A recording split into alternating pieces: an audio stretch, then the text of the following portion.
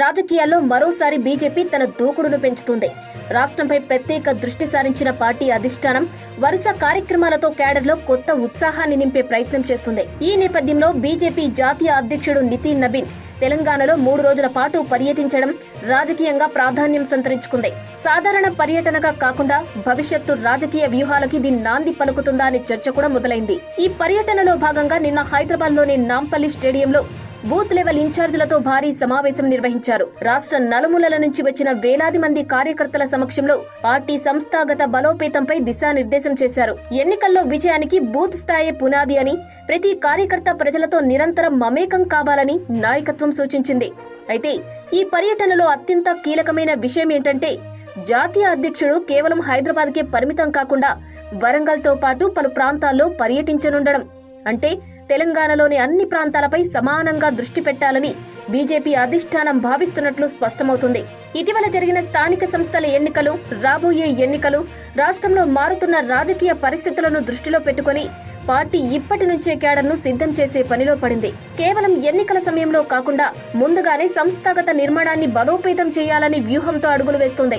మరో కీలక పరిణామం ఏమిటంటే ఈ పర్యటనకు ముందు ఆర్ఎస్ఎస్ జాతీయ సహా ప్రధాన కార్యదర్శి తెలంగాణ బీజేపీ ముఖ్య నాయకులతో ప్రత్యేక సమావేశం నిర్వహించడం. ఈ సమావేశంలో పార్టీ విస్తరణ, సంస్థాగత బలోపేతం, గ్రామస్థాయి వరకు పార్టీని మరింత బలంగా తీసుకెళ్లే అంశాలపై చర్చ జరిగినట్లు రాజకీయ వర్గాల్లో ప్రచారం జరుగుతుంది.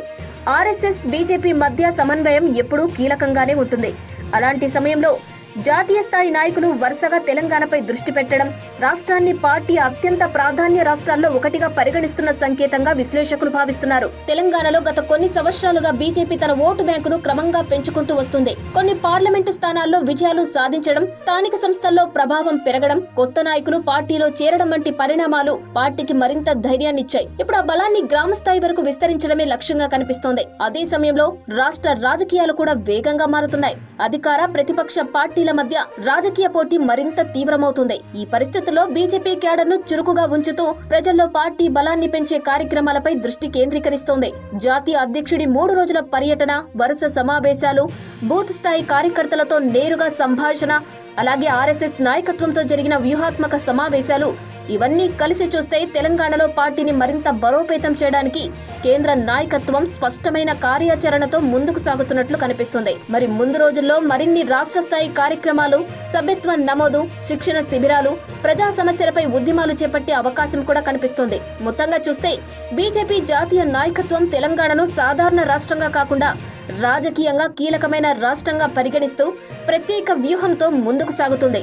రాబోయే రోజుల్లో ఈ పర్యటన ఎలాంటి రాజకీయ ప్రభావం చూపుతుంది? బీజేపీ సంస్థాగతంగా ఎంత బలపడుతుంది?